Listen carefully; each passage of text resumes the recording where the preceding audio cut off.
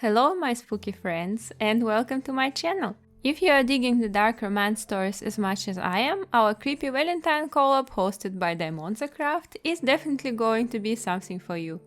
As it usually happens in collabs, every artist made a doll of a creepy lover and prepared a video for you to see, so don't hesitate, check them out. Links to their channels can be found in my description box. I believe that nothing can be creepier than the real thing, a story that actually happened in real life. So today I would like to take you on a trip to medieval Portugal and tell you the love story of King Pedro and Ines, which is indeed a story of love beyond death. Ines came to Portugal in 1340 as a lady-in-waiting of Pedro's future wife, Constance. Pedro and Ines fell in love, but as they say, the only thing a king can't do is to marry someone he loves. So Pedro and Ines had to keep their relationship in secret, but after his wife died, they started to live together as a married couple. Pedro's father had a different plan for his future though. He wanted Pedro to get into another political marriage, and he was hoping that eventually Pedro will get over it and break up with Ines. It never happened though. So his father ordered the murder of Ines. In response, Pedro raised an uprising against the king and took over the throne. He claimed that Ines and him secretly married before her death, and it made her the rightful queen of Portugal. Her dead body was put on the throne, and all of the aristocrats had to kiss her hands as a sign of their loyalty. Off camera, I already prepared the doll for customization. Hello, how are you? I am under the water. Please help me. For Ines, I chose to use a skeleton doll because Ines became a queen 2 years after her death, and there probably wouldn't be much left of her after so much time, other than bones of course. Before blushing her body, I clean it with pure alcohol and prime it with Mr. Super Clear Sealant. Today I would like to test a new brand of pastels as well. It's a Chinese brand called Artix. I was told that they are very soft, and I thought it would be nice to have pastels that I can use directly from the box with a brush without making a mess. And I would say the only things I liked about these pastels is that they are soft and cheap. I think it could be a good option for a beginner artist to try out a new medium, but personally I would wish the colors to be cleaner and more pigmented.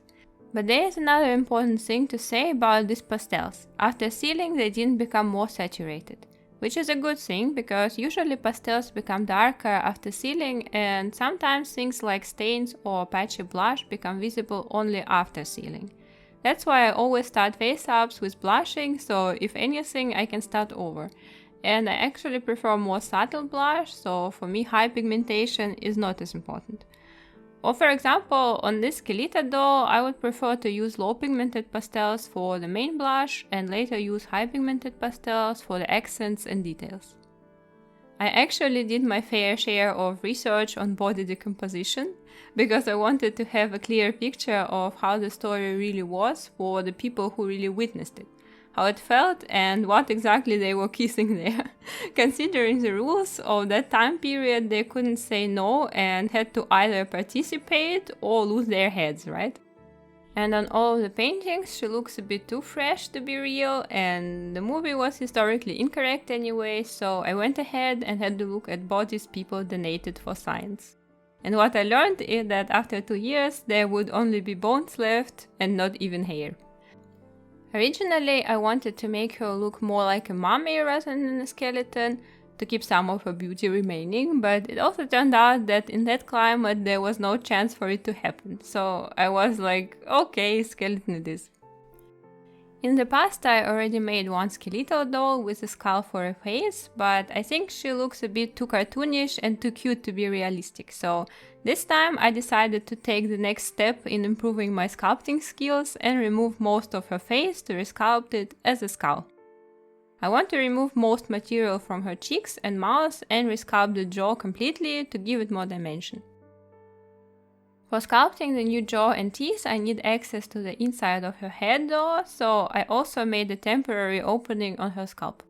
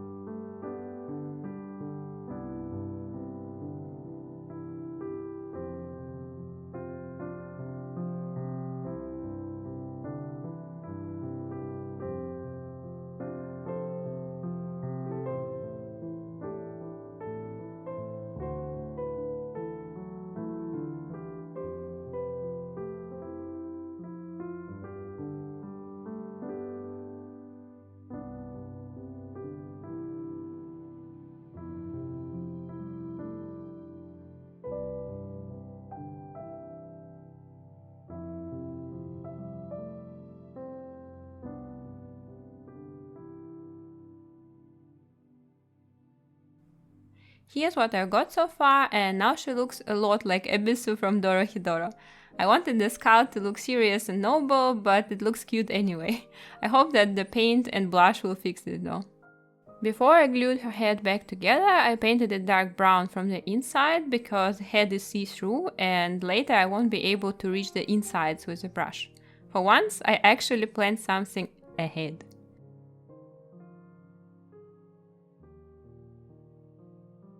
And I also want to put the head back onto her body before painting it, because this head is quite fragile and I don't want to damage the paint job while stretching the head. I paint the neck peg brown as well to hide the green. I do it after attaching the head though, because the friction would scratch it off anyway. This part is easily reachable though, because it's in the middle of her head and I can just twist her head around to reach it from all sides. Afterwards, I primed her head with MSC and painted it with acrylics. Usually I would go for ivory because it's supposed to be a bone color, but for Skeleta it's a bit too yellowish, so I had to mix the paint myself. Also, always remember to make the paint a bit lighter than needed because it gets darker as it dries.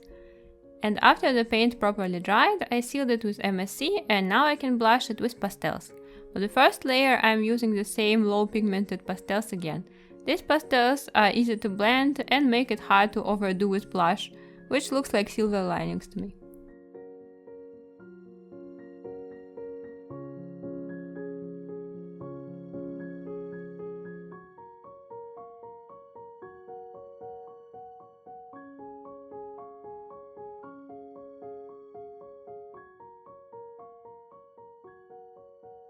As you can see, I was applying pastels pretty generously and the blush still looks light and gentle.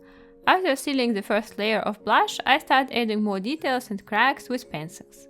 Usually I apply a first layer of blush to define the shape of the skull or face and just add some general shadows. The second layer I always start with pencils because sometimes we need to erase them and it will damage unsealed blush, so it makes sense to apply this stuff first. And then I add more shadows with pastels, still working on the same layer.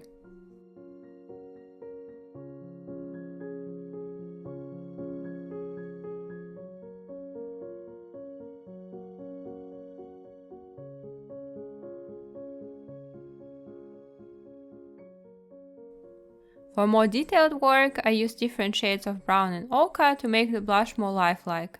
In this particular case, I would advise to apply cooler shades of brown in the cavities to make them look deeper and use warmer shades on the places you want to pop, like forehead and cheekbones for example.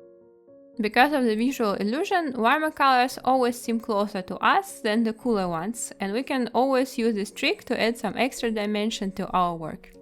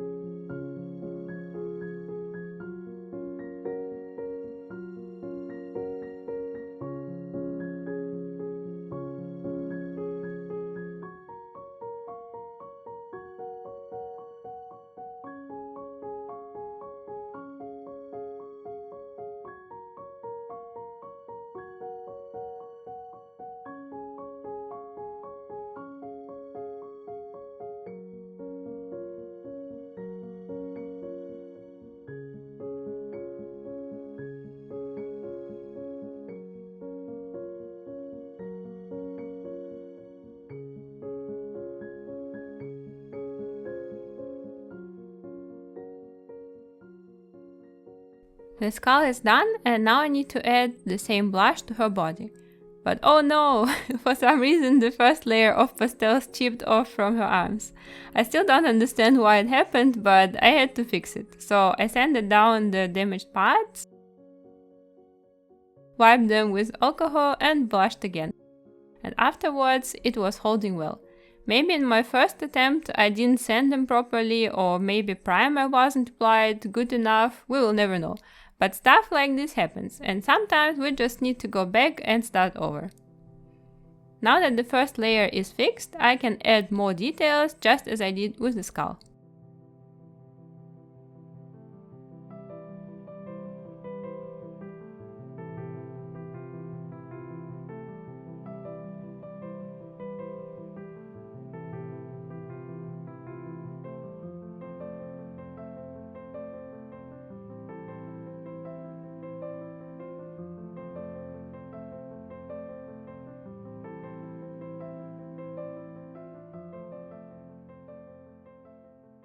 On the first layer I only used one shade of brown, and you can see how much more lively she becomes as I start adding different shades.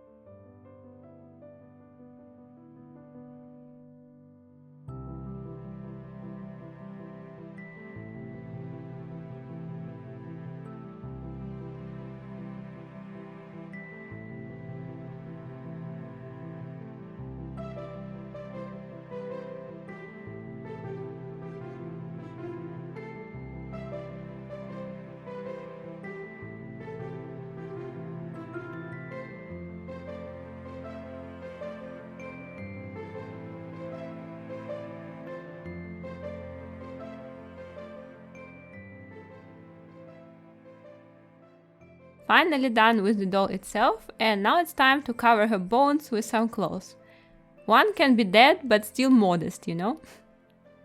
For her dress I want to try use this dark green velvet. It's going to be a bit tricky because the fluff makes it appear quite thick, even on people, and on dolls it's like 6 times thicker. But I'm working with the skeleton here, so I thought if any doll is capable to pull that look, it's Skeleton. I'm going to use a basic pattern I made for a standard Monster High doll, but I'm not sure how it will fit because the doll is a bit different and because the fabric I use is pretty specific. Like, it's stretchy, which means I normally would have to make the pattern smaller. But it's also quite thick, which means I have to make the pattern bigger to make up for the thickness of the fabric itself and especially seam allowances. These are going to be really bulky. And I don't know if elasticity will compensate for the thickness or not. I hoped it would, so I decided to keep the pattern how is and adjust it on the way if needed. And I know how much you guys like pattern drafting, so today I prepared a special treat for you. Today we will be making a pattern with a square armhole. While I was looking for references of medieval clothes, I found this picture and wanted to make a similar dress because it looked elegant, rich and modest at the same time, perfect for a medieval queen. But when I started analyzing the cut, here's what I saw. The bodice has this horizontal cut above her chest that makes it look like a corset and 2 embroidered panels above it. These panels are almost rectangular and they don't reach the sleeve, which leaves us with a little detail in her armpit that is a part of the bodice. This element would be long and thin, and in the doll scale the piece itself would be smaller than its seam allowances. So I decided to replace this cut with a square armhole to get rid of the bulk, and here's how I did it. I elongated the horizontal cut from the cleavage all the way to the side seam. Then I marked the vertical cut between the white panel and bodice. Repeat this step with the back panel, making sure the side seams are the same length. And now that we know their exact shape, we can get rid of these cheeky bastards by combining them with the sleeve. I copy them on the transfer paper and then attach them to the head of the sleeve. If this part looks confusing, imagine how you would attach these pieces together if you were sewing a regular dress. Which cuts would you combine?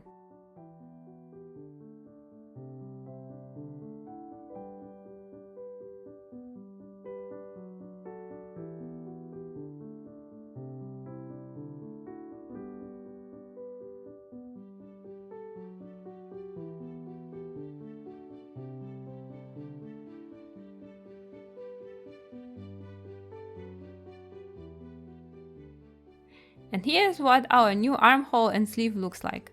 I didn't cut the white panels yet to show you how everything goes together. For this dress I'm going to use elastic fabric, so I thought why not get rid of the chest dart as well. The fabric elasticity will compensate for her bony boob. Why she even has boobs if she's a skeleton? A question we should ask the Monster High designer team. My guess is that they wanted to make her body shape as close as possible to the standard Monster High dolls so that they could use the same clothes patterns for her as well.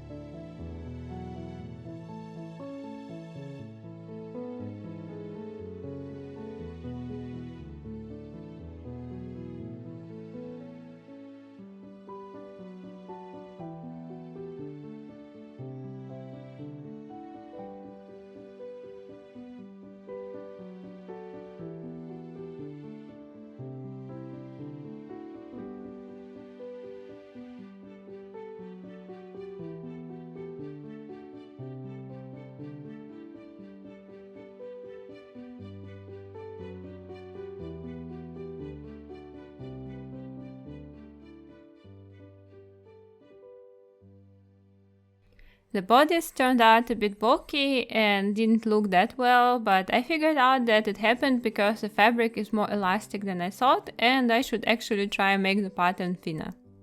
You see, pattern making is very unpredictable, like the same pattern might work great with one fabric and not work at all with a different one. After I made sure that the dress fits well, I am adding embroidery and beads.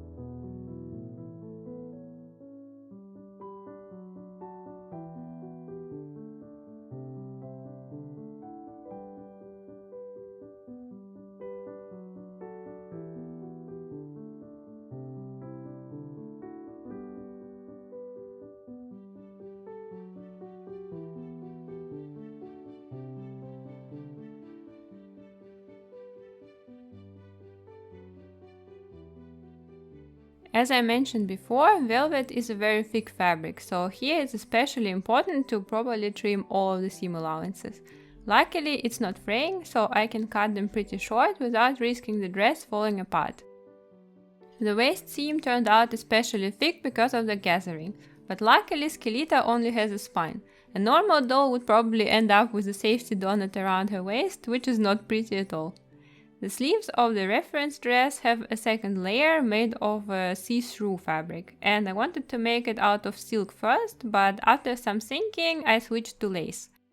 The reference dress has an embroidered first layer and a simple upper layer, and I made it the other way around, a simple first layer but a detailed upper layer.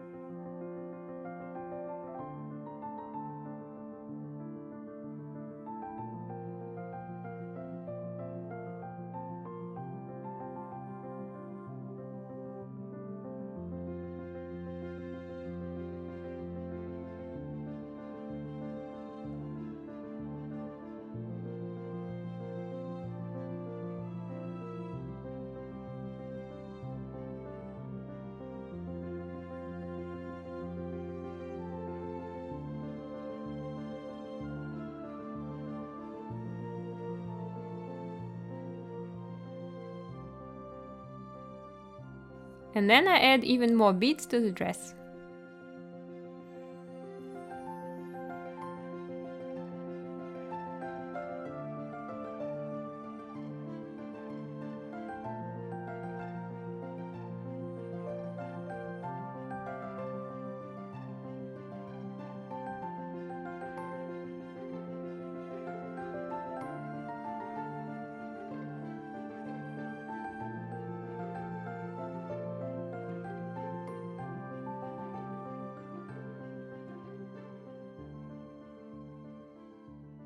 And as a final touch, I am adding a trim along the bottom of the skirt.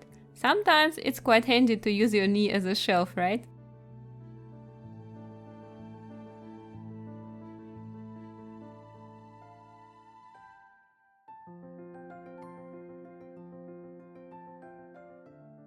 Oh wait, now will be the final touch. As a final touch, I am adding a little metal flower on her chest, and it will hold on a red glass bead. I chose red because it's a complementary contrast with the green dress and it makes the flower detail really pop, even though the bead is so tiny. Feel the great power of color theory. I think this dress can be rightfully called one of my best dresses. I am extremely proud of it. I would wear it myself if it was my size. The king ordered to dress Inês in royal clothes and put a crown on her head. And who am I to disobey? Let's sculpt her a crown. I measured her head and sketched the crown outline on paper. As a reference for the crown, I used photos of her tomb. For the spikes, I need to cut 11 tall and 11 short wires, and then I glue them directly to my blueprint. I'm going to use this paper not only as a reference, but also as a temporary support for the crown and a guideline for the sculpt.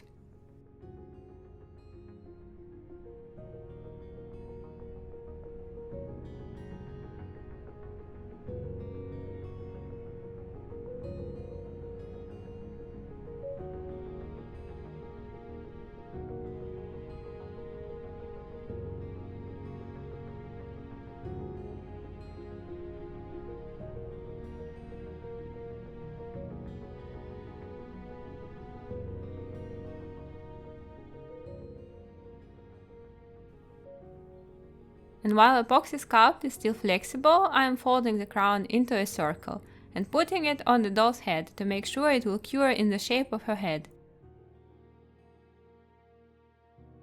After the first layer of epoxy sculpt cured, I apply another layer of epoxy sculpt to make it more even and start adding details to the spikes.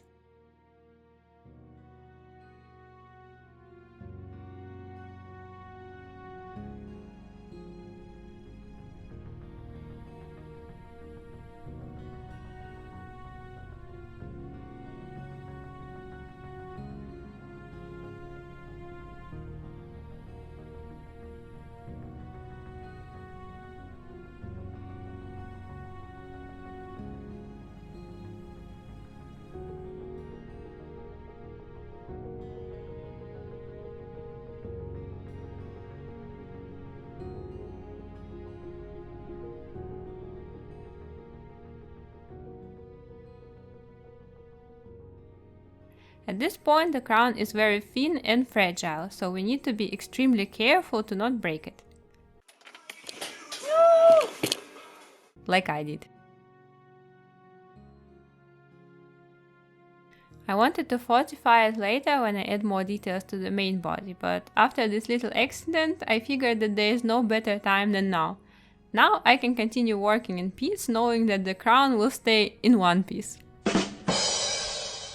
I don't know if I ever told you guys, but I actually enjoy working with tiny details a lot. Doll clothes, embroidery, tiny beads, miniature sculpting, all that stuff is definitely something for me. But I hate working on big things. Like for example, this project took me so much time because I was making a throne for Inês as well, and it took more time than any other item I made in this project. And I still didn't like what I was getting. At some point I couldn't look at it anymore and decided to discard it. And because the item was larger, it took a lot more materials, it was producing a lot more dust while sanding it, and I also covered everything around the house with epoxy sculpt. And I don't like mess. Now that I calmed down a bit, I'm thinking about another solution for it. Luckily, I'm going to make her a husband next, so if anything, I will include the throne in his video, after I see how they look together and if it will fit in the composition nicely.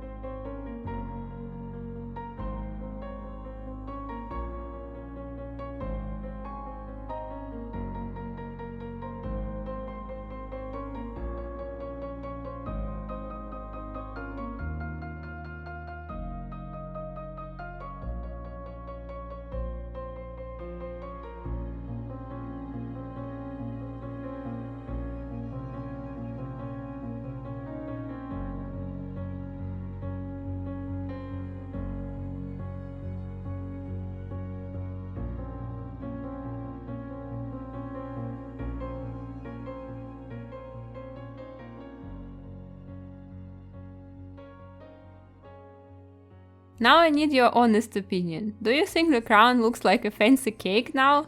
I think it kinda does.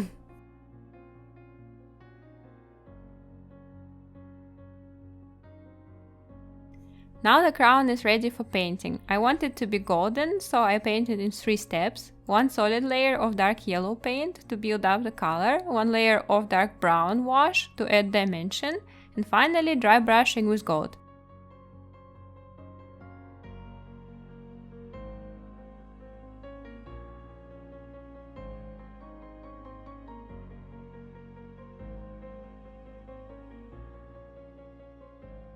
And then I also cover it with glossy varnish to make the paint job more durable.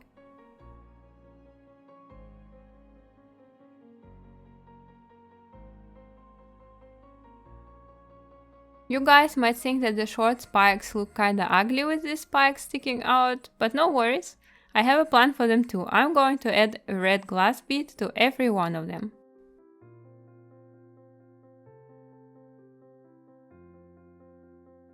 And then decorate the crown with Swarovski crystals. For a queen, nothing can be too posh, right? I actually didn't plan to add any crystals to the upper flowers, but they felt kinda empty, and yet I didn't want them to stand out too much. Luckily I had these crystals that switch colors from yellow to red and even purple under different angles. I think that little drop of yellow makes them look a bit more subtle than the red beads, and yet the flowers don't look empty anymore. Win-win! The color is called Crystal Volcano, if you are interested in getting some as well.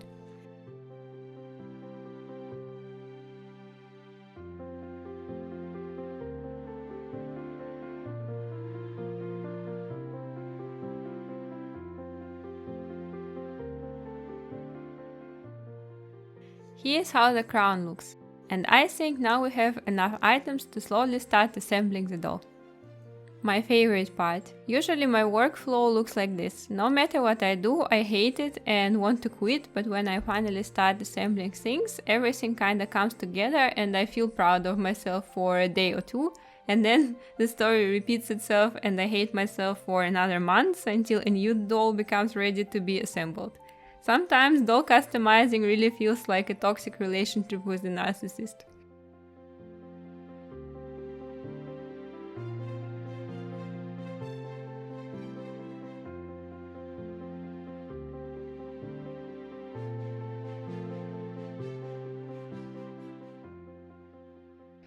Unfortunately, her hair decayed earlier than she could become a queen, so now her head looks kinda empty. That's why I think she needs a veil. For pieces like this, I recommend to use elastic mesh because it doesn't fray, so it can be cut in any shape and form and maintain the neat edge. It's also soft, but heavy enough to create nice folds. I have this pretty nice mesh with roses and I wanted to use this one, but then I decided to play around with laces.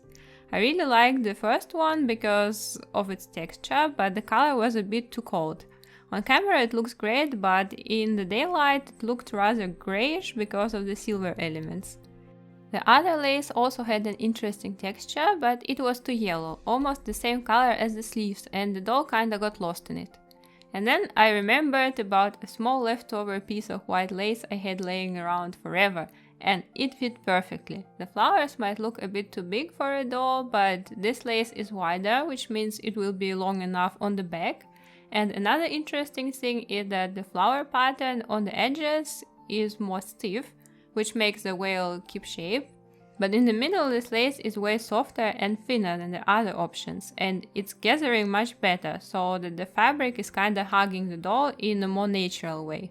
I guess it's one of the things where if you never try, you will never know. The veil will be very easy to make. I just need to add one little detail on top to create something like a cap. Another funny thing is that I had exactly the right amount of this lace to make a veil for her. I think it was nothing else but destiny.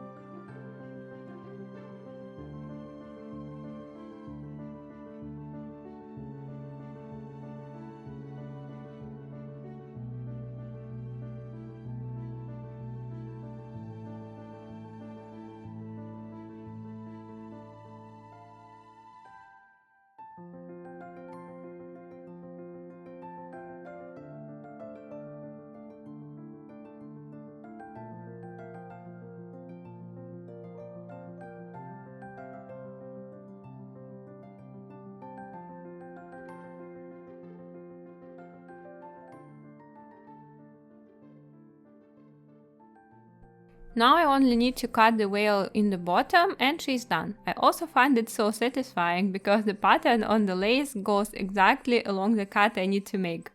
Like, what are the odds?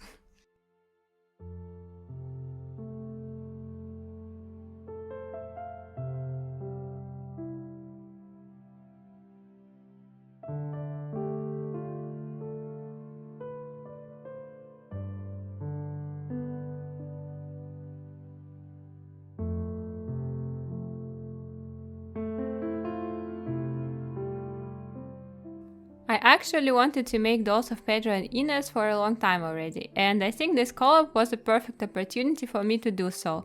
Let me know in the comment section what you think about the story and if I managed to do it justice.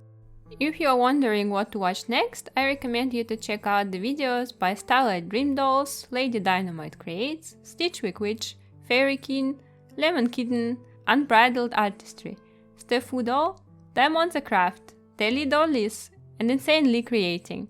Later on, Catmillion Studios will join us as well, so please stay tuned.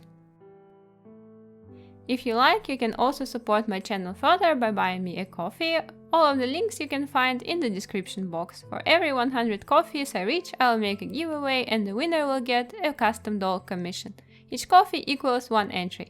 Thank you very much for spending your time with me and I hope to see you soon in my next video. Bye!